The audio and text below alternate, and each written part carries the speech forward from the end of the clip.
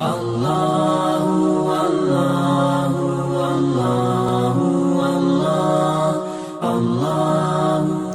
جھگڑا ہمارے یہاں بہت زیادہ عام ہے، لفظ محمد صلی اللہ علیہ وسلم پر انگوٹھے چومنے کا معاملہ۔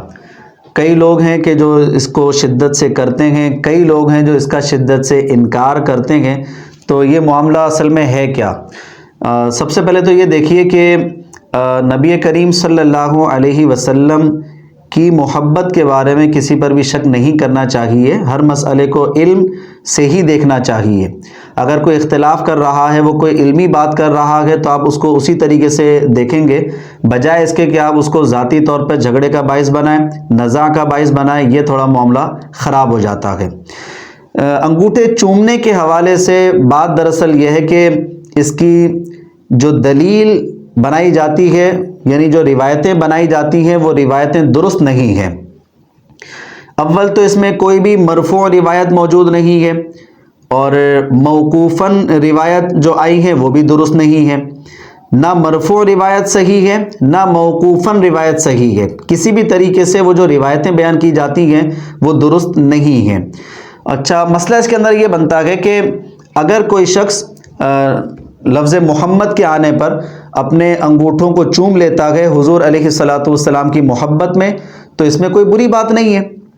لیکن اگر کوئی روایتیں سنا کر فضائل بیان کرتا ہے انگوٹھے چومنے کے، یا نسبت کرتا ہے نبی علیہ الصلاۃ والسلام کی طرف، تو وہ کام ہم نہیں کر سکتے ہیں۔ اس کی وجہ یہ ہے کہ وہ روایتیں جو انگوٹھے چومنے کے حوالے سے ہیں، اس میں سے کوئی بھی روایت ثابت نہیں ہے۔ کئی ہمارے ائمہ گزرے ہیں، محدثین گزرے ہیں، جنہوں نے اس بات کا صراحتاً رد کیا ہے کہ انگوٹھے چومنے کے حوالے سے جتنی بھی مرفوع روایات ہیں یا موقوف روایات ہیں، کوئی بھی ایک روایت ثابت نہیں ہے۔ امام سخاوی المتوفی 902 ہجری، وہ ایک اپنی کتاب لکھتے ہیں المقاصد الحسنہ، اس میں ان روایتوں کو بیان کیا ہے۔ ارشاد فرمایا کہ مسح العینین بباطن انملتئی السبابتین بعد تقبیلہما عند سماع قول المؤذن اشہد ان محمد رسول اللہ۔ امام سخاوی اس روایت کو لے کر آئے کہ جب مؤذن اذان دیتے ہوئے اشہد ان محمد رسول اللہ کہے، تو اس وقت اپنے انگوٹھوں کو چومنا، اپنے انگوٹھوں کے یہ ان ملتین کو چومنا، یہ اس روایت کو بیان کر رہے ہیں۔ اور اس روایت کو بیان کرنے کے بعد ارشاد فرمایا ذکرہ الدیلمی فی الفردوس من حدیث ابی بکر الصدیق انہ لما سمع قول المؤذن اشہد ان محمد رسول اللہ، کہ جب انہوں نے ابو بکر صدیق رضی اللہ تعالی عنہ نے اشہد ان محمد رسول اللہ کا لفظ سنا، وقبل باطن الانملتین، تو انہوں نے اپنے انگوٹھوں کو چوما، ومسح عینی، اور اپنی آنکھوں کو مسح کر لیا۔ فقال صلی اللہ علیہ وسلم، تو اس وقت نبی علیہ الصلاۃ والسلام نے فرمایا من فعل مثل ما فعل خلیلی، جس نے میرے اس دوست کی مثل عمل کیا، فقد حلت علیہ شفاعتی، تو میری شفاعت اس کے لیے حلال ہو جائے گی۔ یہ روایت بیان کرنے کے بعد امام سخاوی ارشاد فرماتے ہیں ولا یصح، یہ روایت درست نہیں ہے۔ اسی طریقے سے پھر اور روایتیں لے کر آئے، اور بعض لوگوں نے اس میں کتابیں بھی لکھی ہیں۔ حضرت خضر علیہ السلام سے بھی نسبت دی ہے انگوٹھے چومنے کے حوالے سے، اور یوں کہا جاتا ہے کہ من قال حین یسمع المؤذن یشہد ان محمد رسول اللہ، مؤذن کے اشہد ان محمد رسول اللہ کہتے وقت کوئی یہ کہے مرحبا بحبیبی وقرۃ عینی محمد بن عبداللہ صلی اللہ علیہ وسلم، ثم یقبل ابہامین، پھر وہ اپنے انگوٹھوں کو چومے، ویجعلہما علی عینی، اور اپنی آنکھوں پر رکھے، لم یرمد ابدا، تو زندگی بھر اس کی آنکھیں دکھیں گے نہیں۔ جیسے ہمارے یہاں فضائل بیان کیے جاتے ہیں کہ آنکھیں کبھی بھی نہیں دکھیں گی۔ اب یہ روایت بیان کرنے کے بعد امام سخاوی کہتے ہیں ثم روی بسند فیہ من لم اعرفہ، ارشاد فرمایا کہ اس میں وہ راوی ہیں جنہیں ہم جانتے ہی نہیں ہیں، یعنی محدث جس راوی کو جانتا ہی نہیں ہے اس راوی سے ہی روایتیں آ رہی ہیں تو ہم کیسے تسلیم کر لیں؟ لہذا اس روایت کو بھی امام سخاوی نے منع کر دیا، انکار کر دیا۔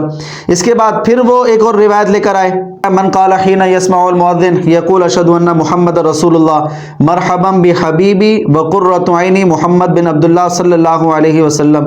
اس روایت کے بعد بھی انکار فرما دیا، اور ساری روایتیں ذکر کرنے کے بعد ارشاد فرماتے ہیں ولا يصح في المرفوع من كل هذا شيء۔